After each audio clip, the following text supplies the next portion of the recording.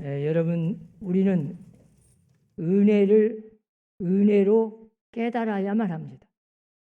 그래야 내게 받은 바 은혜가 나에게 은혜가 되는 거예요. 은혜를 은혜로 알지 못하면 그 사람에게는 은혜 될 수 없어요. 내가 아무리 복을 받았는데 이게 복 받은지를 모르면 복이 될 수가 없어요. 내 손에 아무리 금덩어리가, 그 소중한 가치 있는 이 금덩어리가 쥐어져 있어도 이것이 얼마나 소중하고 이것이 얼마나 나에게 귀한 것인지를 모르면 그냥 저기 길가에 뒹굴어 다니는 돌멩이라고 생각해서 내 던져 버려버린다면 그 사람에게는 아무리 손에 쥐어준 가치 있는 금덩어리라도 자기 것이 아니에요. 복이 될 수 없어. 다른 사람은 나를 그렇게 막 부러워할지는 몰라도 나는 그 가지고 있는 소중한 것을, 은혜를 알지 못하니까 만족이 없고 행복할 수가 없어. 은혜를 은혜로 느껴야 되고 알아야 되고 깨달아야 돼. 감격해야 돼. 여러분, 우리는 얼마나 하나님의 은혜를 받고 삽니까? 저는 요즘에 코로나 시대에 생각하면 생각할수록 대한민국에 태어난 거, 이 시대에 태어난 거, 남원시에 사는 거, 서남교회 다니는 거, 생각하면 생각할수록 감사할 것밖에 없어요. 모든 것이 다 하나님의 은혜더라고. 우리가 잘 아는 삼중 장애자 헬렌 켈러 여사를 여러분 잘 알 거예요. 눈이 멀어서 장님입니다. 그것도 모자라 귀가 안 들려요. 귀머거리예요. 말을 못하는 벙어리입니다. 자, 말도 못하는 벙어리요. 귀도 들리지 못하고 듣지 못하는 귀머거리고 어떤 것도 볼 수 없는 소경입니다. 그런데 그는 이 땅에서 그 어떤 사람보다 가장 훌륭한 업적을 남겼고 훌륭한 책도 썼지만 아주 귀한 일을 많이 남기고 간 사람. 그의 말년에 어떤 기자가 찾아와서 물었대요. 그런 육체적인 그 엄청난 고통과 함께 평생을 살아오는 동안 당신은 하나님을 원망해 본 일 없습니까? 그랬더니 아주 방긋이 웃으면서 하는 말이, 내가 하나님께로부터 받은 은혜를 날마다 세면서 살아도 시간이 부족합니다. 하나님의 은혜가 너무 많아가지고 그거 세니라고 그 세는데도 시간이 없는데 내가 언제 불평할 시간이 있겠어? 나는 그 엄청난 하나님의 은혜를 감사하기도 바쁜데 언제 내가 불평할 시간이 있겠어? 나는 그 은혜를 날마다 감사하고 그 은혜를 기뻐하는 것만으로도 시간이 부족합니다. 그렇게 대답을 했다. 여러분, 이 사람은 진짜 은혜를 아는 사람이었어요. 은혜를 깨달은 사람이에요. 남들은 그를 불쌍하다고 생각했어요. 그런데 그는 하나님의 은혜가 너무 많아서 날마다 그것을 감사하고 기뻐하고 행복하게 살았어요. 그 세상에 그 어떤 사람보다 업적을 남기고 마지막 세상을 떠날 때 이렇게 유언을 했답니다. 나의 일생은 참으로 아름다웠다. 그리고 눈을 감았어요. 내 인생이 너무 아름다운 인생이었다. 행복한 인생이었다. 너무 하나님의 은혜가 감사했다. 그 사람은 정말 행복한 사람이었습니다. 은혜를 아는 사람이었습니다. 여러분, 사도 바울은 오늘 본문에서 이렇게 고백합니다. 내게 주신 은혜를 알므로. 여러분은 나에게 주신 은혜를 얼마나 알고 삽니까? 나에게 베푸신 은혜, 하나님이 내게 베푸신 엄청난 은혜, 그걸 얼마나 깨닫고 알면서 얼마나 그걸 감사하면서 만족하면서 순간순간 행복하게 살아갑니까? 바로 이런 사람이 그리스도인의 삶이요 행복한 인생인데, 우리는 교회를 다니고 예수를 믿는다고 하면서도 구원의 은혜조차도 진심으로 깨닫지를 못해요. 정말 내가 예수 믿고 구원받은 것이 내 힘으로, 내 능력으로, 내가 천만에요. 전적으로 성경은 말하기를 내가 죄 사함 받고 구원받은 것은 하나님의 은혜라고 말씀합니다. 그렇다면 이 세상에서 그 어떤 것보다도 이 구원받은 은혜, 이 죄 사함 받은 이 감격, 이 기쁨만은 잊어버리면 안 되죠. 죽을 때까지 감사해도 모자라죠. 사도 바울은 길리기아 다소라는 곳에서 태어났어요. 이방 땅 디아스포라 가운데서 태어난 사람입니다. 다시 말하면 히브리 사람입니다. 자, 히브리 사람으로 유대인인데 이방 나라, 이방 땅, 저 헬라에서 태어난 거예요. 그는 그것이, 여러분 생각해 보세요. 다른 나라 가서 태어나는 것이 그렇게 좋은 환경이고 처지가 좋아서 그렇게 마냥 행복하겠습니까? 우리나라도 다문화가 많잖아요. 자, 다른 나라 사람인데 우리나라 와서 살다가 아이를 낳았어요. 그렇게 태어난 아이가 과연 얼마나 행복하게 자라고 만족하고 그런 사람이 얼마나 되겠습니까? 더 어렵죠. 사도 바울이 그런 사람이요. 히브리 사람인데 헬라 땅에서 길리기아 다소라는 곳에서 태어났습니다. 그런데 알고 보니까 이것이 엄청난 하나님의 은혜인 것을 알게 됩니다. 여러분, 요즘에 바이랭귀지라는 말 들어봤어요? 두 가지 언어를 다 구사할 수 있는 은혜. 자, 우리나라 사람이 이민을 가서 미국에 태어났어요. 미국에 갔는데 자녀를 낳아가지고 미국에서 태어난 아이가 있습니다. 자동으로 영어는, 여러분 영어 배워봤잖아요. 오랫동안 영어 배운다고 애를 쓰고 별짓 다 해도 거기가 거기요. 얼마나 잘합니까? 그냥 미국에서 태어난 사람은 그렇게 노력 많이 안 해도 저절로 영어 뛰어나게 잘해버려요. 그렇다고 한국 사람인데 한국말 못하냐? 아니요. 다 부모가 가정 환경에서 한국말 안 쓸 수가 없어. 다 한국말도 다 합니다. 미국에서 다 중고등학교 나와서 우리 한국에 와가지고 공부하는 아이들 보면 자, 영어를 잘하지요. 한국말 잘하지요. 참 이것이 바로 바이랭귀지라고. 두 가지 언어를 다 그냥 잘해버려. 저절로. 사도 바울이 왜 히브리어를 능통하고 왜 헬라어를 그렇게 능통해서 세계 선교하는데 선교사로서, 이방인 사도로서, 이방인의 선교사로서 그런 사명을 감당하기에 꼭 필요한 히브리어, 헬라어를 능통해가지고 그 사명을 감당할 수 있었겠습니까? 하나님이 태어날 때부터 이미 하나님이 어머니의 태로부터 택정함을 입어서 나는 태어난 자체가 내가 히브리 사람으로 이방 땅에서 태어난 것 자체도 알고 보니까 기가 막힌 하나님의 은혜임을 알았어요. 처음에는 그걸 잘 몰랐겠죠.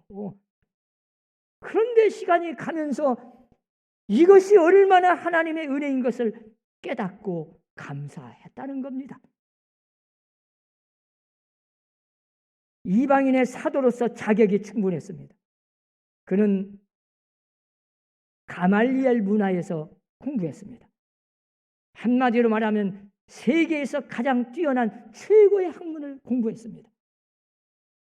그는 헬라 철학뿐만 아니라 히브리 종교, 헬라 문화, 모든 걸 통달했습니다. 어디를 가든지 세계 곳곳에 어느 민족, 어떤 사람이나 빈부귀천 상관없습니다. 돈이 있는 사람이나 권력가나 고관들이나 저 서민층이나 누구나 만나면 그는 전도할 자격을 갖췄습니다. 이것이 사람의 힘으로 된 것이 아니고 전적으로 어머니의 뱃속에서부터 이미 하나님이 작정해서 하나님의 큰 경륜 속에 나를 태어나게 하시고 세계 역사를 주관하시고 결국은 하나님의 은혜로 나를 이렇게 강권적으로 나를 붙잡아 주셔서 사도로 선택해 주셨어요. 하나님께서 사도 바울을 설득한 것도 아닙니다. 그는 자기에게 개인적으로 특별한 은혜를 알았습니다. 내가 잘못된 길을 갈 때, 내가 악한 길을 갈 때, 내가 하나님의 뜻을 거역하고 죄악의 길을 갈 때, 예수 믿는 사람을 그렇게 핍박하고 잡아서 가두고 스데반 집사를 죽이는데 앞장설 때도 하나님이 나를 심판을 내리지 않으시고 끝까지 참아주셨어요. 그것이 얼마나 감사했던지.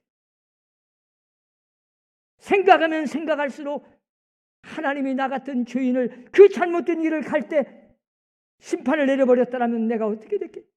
그런데 하나님이 오래오래 참아주시고 인내심을 가지시고 더 이상 안 되니까 그 다메섹 도상에서 강제적으로 그냥 설득한 것도 아니요.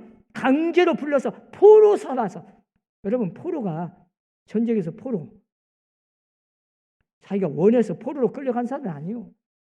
그냥 어쩔 수 없는데 강제로 그냥 끌려서 그가 나를 강제로 하나님의 사도로 삼아 이방인에게 복음을 전하라는 엄청난 직분 사명을 주셔가지고 감당할 수 있는 은혜를 주셨다. 생각하면 생각할수록 사도 바울은 감사할 것밖에 없어요. 그런데 사실은 사도 바울은 그가 깨달은 은혜 중에 가장 큰 은혜가 있습니다. 자기를 겸손하게 만드는 은혜였습니다. 여러분 생각해 보세요. 그는 육체의 가시, 사탄의 사자가 있었어요. 무슨 병인지는 알 수 없지만 계속 그를 괴롭히는 병이 있었어요. 너무 고통이 심하고 힘들어서 3번이나 하나님 앞에 간절하게 이 병을 좀 치료해달라고. 내가 하나님의 사역을 하는데 지장될 것 같아. 하나님 앞에 간절히 기도했는데 하나님의 응답은 내 은혜가 내게 족하도다. 그 질병이, 그 육체적인 질병, 가시를 찌르는, 날마다 나를 괴롭히고 고통을 주는 이 질병이 너에게 큰 은혜다. 그걸 응답을 받고 나서 그것이 얼마나 은혜인 것을 알게 됩니다. 아하, 나는 얼마나 교만한 사람이고 내가 만일에 이런 육체의 질병이 없었다면 내가 과연 하나님을 얼마나 의지할까? 그래서 그는 고백합니다. 내가 약할 때 오히려 강함을 알게 됩니다. 아하, 나는 전적으로 죽을 때까지 하나님만 의지하도록 가장 낮은 자리에서 가장 낮은 위치에서 철저하게 눈끝만큼이라도 교만해지려고 하면 이 육체의 가시가 찔러서 나를 낮아지게 겸손하게 만들어주는 이 육체의 가시가 나에게 얼마나 큰 은혜인 것을 알게 됐어요. 나중에서. 그래서 그는 얼마나 그 육신의 질병 가시가 감사했던지 하나님 앞에 기도했지만은 나중에는 병 고쳐달라고 기도해 본 일이 없습니다. 그런데 하나님은요, 이 병을 고쳐주기는커녕 그 병을 평생 안고 가게 만듭니다. 그 병은 치료해 주지를 않았는데 하나님의 사역에는 조금도 지장되지 않도록 그에게 누가라는 의사를 붙여주셔서 그 도움의 손길을 붙여주시고 주치의를 딱 붙여줘가지고 감옥 속에 가도 누가가 따라다니면서 언제나 그 병을 그때마다 치료해 주는 거예요. 병은 고침받지 않았지만 늘 육체의 가시가 나를 찌르고 괴롭히지만 하나님의 사역에는 전혀 지장되지 않았습니다. 이것이 바로 하나님의 은혜인 것을 알았던 거예요. 내게 주신 하나님의 이 엄청난 은혜를 나도 깨달았지만 나중에는 그렇게 이해를 못하고 바울을 이해하지 못했던 그 유대인의 철저한 초대교회의 사도들, 교회의 기둥같이 쓰임받는 일꾼들, 베드로, 야고보, 요한, 그런 사람들도 나중에 사도 바울에게 베풀어 주신 은혜를 알게 됩니다. 우리에게는 할례 받은 사람에게 직분을 맡겨주시고 복음을 전하라고, 그리고 저 사도 바울은 저렇게 이방 땅에서 태어나 헬라 문화까지 통달하고 헬라어까지 능통했던 저 사람은 저렇게 최고의 학문을 배워서 그 어떤 철학자도 가서 전도할 수 있는 실력자로 키워서 할례 받지 않은 무할례자, 저 이방 사람들에게 복음을 전하는 직분을 주셨구나. 이것이 역할 분담, 은사 분담이라는 거예요. 우리는 너무나 참 요즘 현대인들이 조급하잖아요. 내가 심고 내가 거두려고 그래요. 오늘 심고 내일 거두려고 그래. 그렇게 조급해하지 마세요. 내가 심었으면 언젠가 다른 사람이 거둘 수 있고 내 자식 때에 가서 거둘 수 있고, 오늘 심었으면 어떤 것은 10년, 20년, 100년 후에 거둘 때가 있어요. 심어만 놓으세요. 왜 사도 바울이 고백하잖아요. 나는 심었고 어떤 사람은 물을 주고 어떤 사람은 가꾸고 어떤 사람은 또 거두고, 그러나 자라게 하시는 분은 하나님이시니라. 사랑하는 성도 여러분, 내가 심었다고 내가만 거두는 게 아닙니다. 통일 문제도 그래요. 우리가 그냥 어떻게 그냥 급작스럽게 해가지고 내가 통일을 그냥 이뤄가지고 우리도 저 북한 땅에 가서 막 교회도 세우고 가보고 싶지만, 우리는 계획하고 기초를 닦아놓고 우리의 후세대들이 통일을 이루어 그 영광을 누릴 때가 반드시 올 겁니다. 이건 하나님이 하시는 일이에요. 사도 바울이 생각해 봤어요. 하나님께서는 온 천지 만물을 창조하시고 많은 이스라엘 사람들을 통해서 역사하시고 선지자들을 통해서 또한 이스라엘의 역사 속에서 상징적으로 혹은 예표적으로 다 하나님이 역사하셔서 메시아, 구원자 예수 그리스도를 언젠가 보내주실 것을 약속하시고, 그 예언이 예수 그리스도께서 이 땅에 탄생하심으로 성취되고 십자가에서 죽으심으로 완성하시고, 그리고 그 다음에 교회가 설립되고, 그래서 그 복음이 온 세상 만방에 전파하기 위해서 바로 그 자리에, 그 시대에 자기가 그 자리에 서 있다는 것을 깨닫게 됩니다. 나 같은 죄인도 온 우주 역사 속에서 엄청난 하나님의 경륜 안에 나라는 사람을 하나님의 이 시대에 이때 이방인의 사도로 사용하시려고 이 구원의 복음을 세계 만방에 전하라고 나를 선택해 주셨구나. 나라는 사람이 지금 이 시대에 이 자리에 앉아 있다는 자체가 결코 우연이 아니구나. 모든 것이 알고 보니까 하나님의 시나리오 속에, 그 엄청난 경륜 속에 나라는 사람이 이 역사 속에 지금 존재하고 있구나. 그래서 나를 히브리인으로 저 이방 땅에서 태어나게 하시고, 그래서 헬라 문화까지, 아니 가말리엘 문화에서 최고의 학문을 공부하게 하시고, 교만해질까 봐 나를 이렇게 가시를 주어 계속 낮아지게 하고 또 낮아지게 하고, 계속 가장 낮은 자리에서 이 복음을 전할 수밖에 없게끔 하나님이, 심지어 내가 힘들고 어려울 때 언제나 위로자, 격려자, 도움의 손길, 주치의까지 보내서 나를 주의 사역에 쓰임받게 하시니 감사합니다. 이게 사도 바울의 신앙 고백이, 내게 주신 하나님의 은혜를 알므로. 처음에는 그도 참 생각을 많이 했어요. 의문도 많이 가졌어요. 아니 생각해 보세요. 예루살렘에서 체포되어 가지고 가이사랴 빌립보라는 곳에서 지하 감옥에서 2년 동안 썩어요. 아니 지금 막 전도하고 싶어 가지고 몸부림치고 있는데, 2년이라는 세월이 단 하루가 1시간이 막 아까운데 그 감옥 속에 갇혀 가지고 아무 일도 못하게 하시고, 그가 배를 타고 로마로 갈 때 276명이 탄 배가 엄청난 풍랑을 만나서 왜 배가 파손됩니까? 그래서 어떤 섬에 딱 갑니다. 자, 로마에 가서도 바로 전도를 합니까?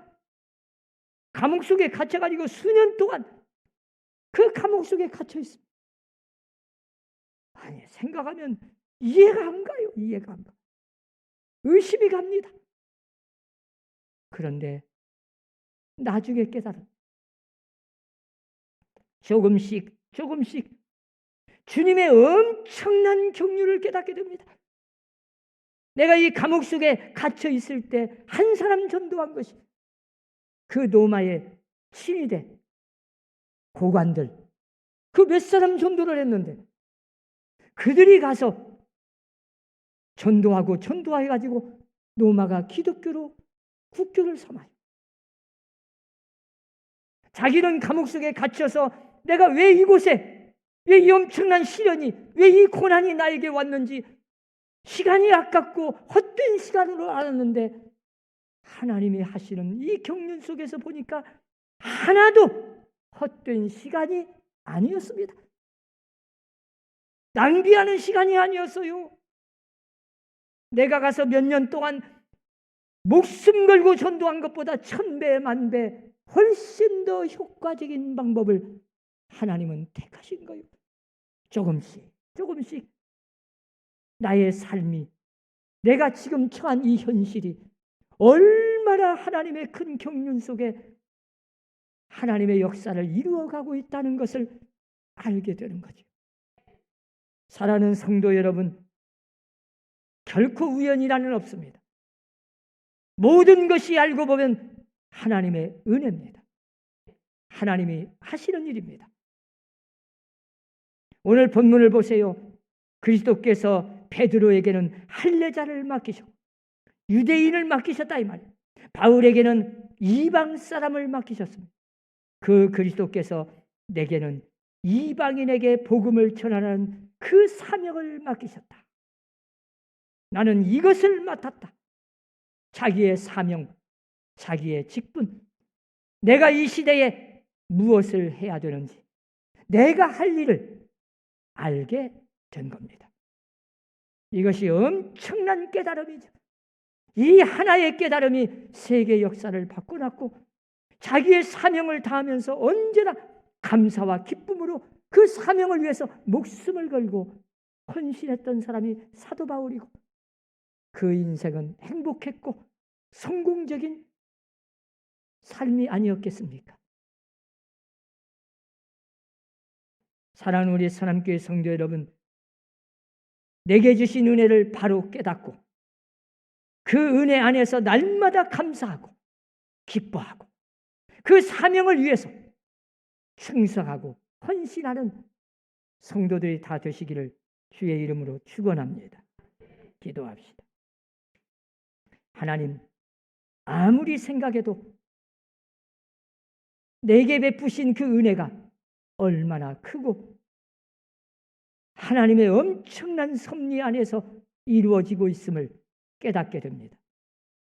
나 같은 죄인이 예수 믿고 죄사함 받고 구원받고 영생을 얻어 하나님의 자녀된 것, 생각하면 생각할수록 하나님의 은혜요 축복임을 깨닫습니다. 일평생 구원받은 이 기쁨 감격 속에 살게 하시고, 무엇보다도 이 시대에 나를 대한민국 남은 선함교회에 나오게 하시고 귀한 직분 사명을 맡겨주시고 이 직분에 충성하게 하시니 감사할 뿐입니다. 이 역사 속에 나 같은 죄인을 도구로 하나님의 엄청난 복음 사역에 쓰임받게 하시니 감사합니다. 이 사명을 다 감당하기 위하여 선함교회 성전을 건축하게 하셨사오니 이 뜻을 깨닫고 하나님 앞에 감사하고 순응하여 하나님의 뜻에 순종함으로 하나님의 엄청난 역사를 이루는데 부족한 죄인들을 사용하여 주옵소서. 예수님 이름으로 기도하옵나이다. 아멘.